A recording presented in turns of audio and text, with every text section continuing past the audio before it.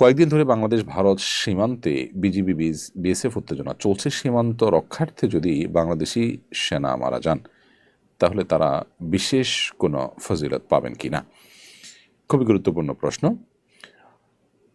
যে কোনো মুসলিম প্রধান দেশের ভূখণ্ড, সেখানে মুসলমানরা বসবাস করেন, তাদের নিরাপত্তা এবং তাদের ইবাদত বন্দিগির নিরাপত্তা, ইসলামের নিরাপত্তা, মুসলমানদের নিরাপত্তা, এটিকে মাথায় রেখে কেউ যদি আল্লাহকে সন্তুষ্ট করবার জন্য মুসলিম প্রধান দেশের ভূখণ্ডকে পাহারাদারি করেন, তিনি সীমান্ত পাহারার কাজে নিয়োজিত থাকেন, তাহলে সেক্ষেত্রে এটি তার ইবাদত হিসাবে গণ্য হবে ইনশাআল্লাহ তাআলা।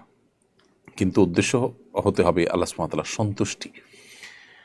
চাকরি করেও আল্লাহ সন্তুষ্টি আশা করা যায় যে আমি এই সেক্টরে চাকরি করছি একটি বিশেষ ফজিলত লাভের আশায়, আল্লাহ তাআলার সন্তুষ্টি লাভের আশায়, তাহলে সেই চাকুরিটিও আপনার নেকামল হিসেবে গণ্য হতে পারে। অতএব আমাদের যে সমস্ত বিজিবির ভাইরা আছেন, তারা যদি সীমান্তে প্রহরা দিয়ে মুসলিমদের নিশ্চিন্তে ঘুমের ব্যবস্থা করা, তাদের নিরাপদে থাকার ব্যবস্থা করা, তাদের ভূখণ্ডকে প্রহরা দেওয়ার ব্যবস্থা করা, এটা যদি তাদের উদ্দেশ্য থাকে এবং আল্লাহ তাআলাকে এর মাধ্যমে সন্তুষ্ট করতে চান, আল্লাহর কাছ থেকে সওয়াব পেতে চান, ইহতিসাবুল আজর মিনাল্লাহ, বা আল্লাহর কাছ থেকে সওয়াব পাওয়ার আশা যদি থাকে, তাহলে সেক্ষেত্রে তার এই কাজটা এটা ইবাদত হিসাবে গণ্য হবে।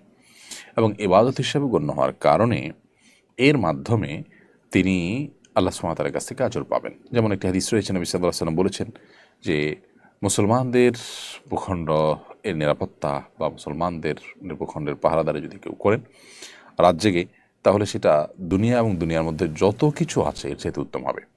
অন্য হাদিসে রয়েছে যে মাস জুড়ে রোজা রাখা এবং রাত জেগে ইবাদত করলে যে পরিমাণ সওয়াব পাওয়া যাবে, মুসলমানদের ভূখণ্ড পাহারাদারি করলে তার চেয়ে বেশি সওয়াব পাওয়া যাবে।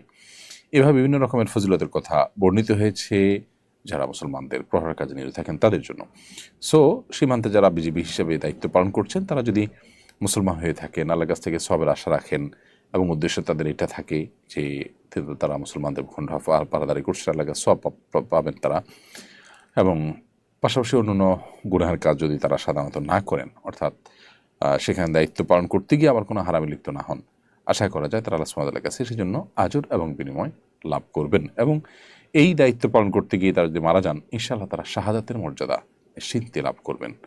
আল্লাহ তাআলা আমাদের বিজিবির ভাইদেরকে, আমাদের বর্ডারে যারা পাহারাদারি করছেন, আমাদের সীমান্ত যারা রক্ষা করার জন্য কাজ করছেন, আল্লাহ রাব্বুল আলামিন তাদেরকে হেফাজতে রাখুন, নিরাপদে রাখুন এবং তাদের ঈমান এবং আমলকেও আল্লাহ তাআলা সংরক্ষণ করার তৌফিক দান করুন।